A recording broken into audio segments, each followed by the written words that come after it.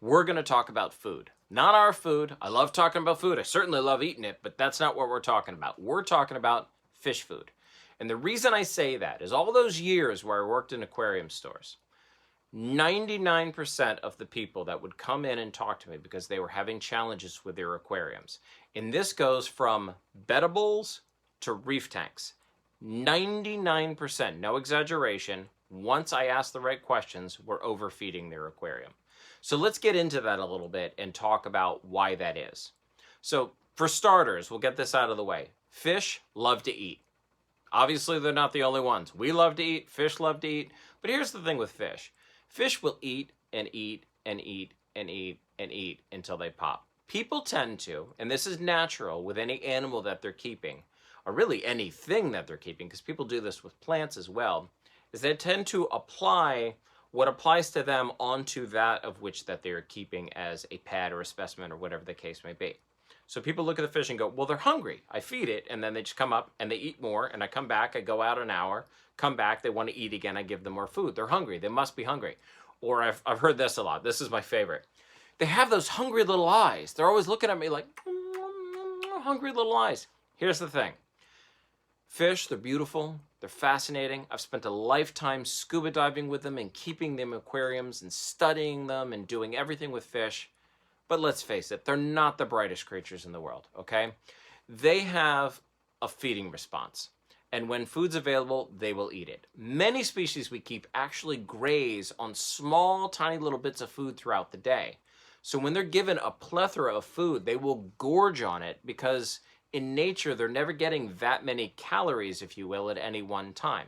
Now, fish food is super concentrated nutrition, okay? Almost all of your prepared foods, particularly your dry foods, that goes for your pellets, your micro pellets, your sinking wafers, and definitely your flake food, is very, very concentrated nutrition, okay?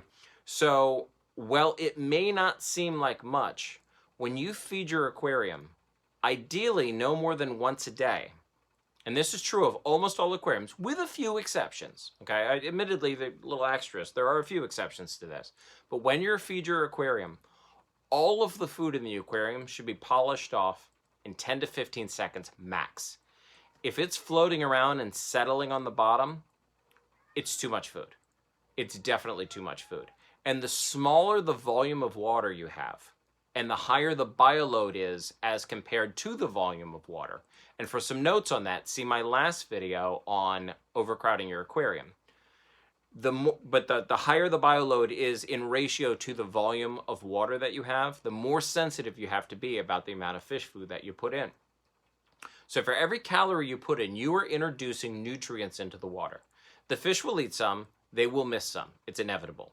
And through both of those processes, eventually the nitrifying bacteria and the natural processes in the aquarium will break that food down into nutrients. When those nutrients are left behind, what does it create? Really awesome algae food.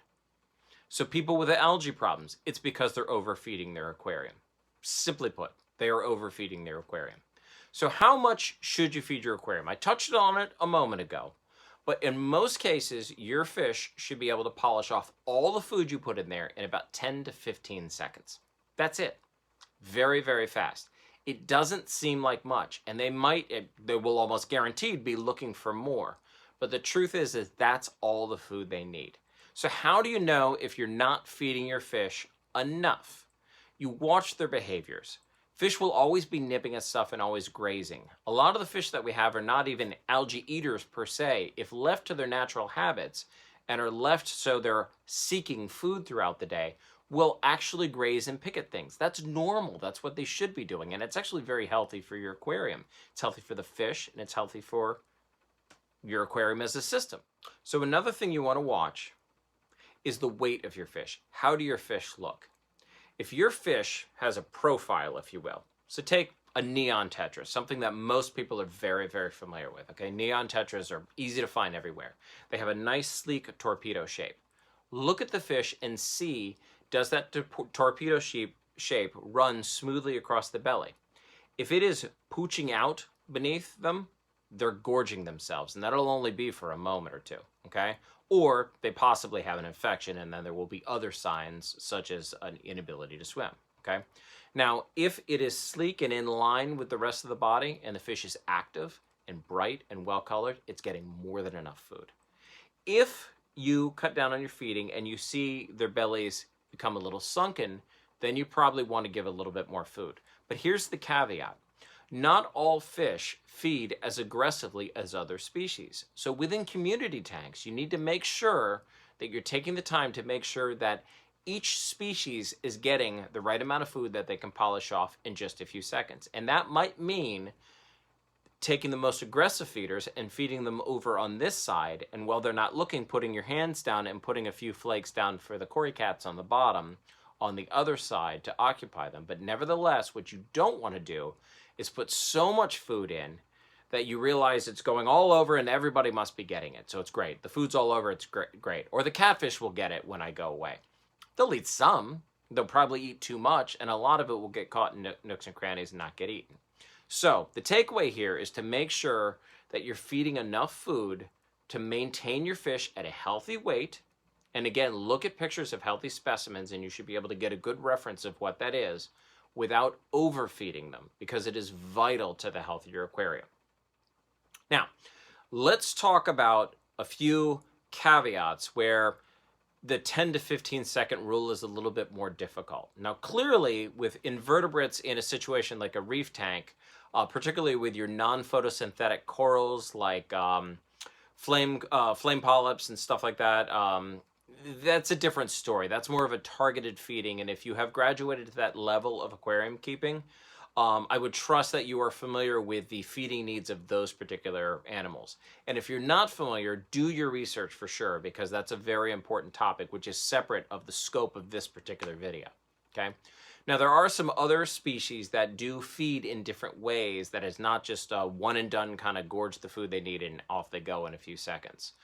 Many of your grazing species do have to graze over a period of time.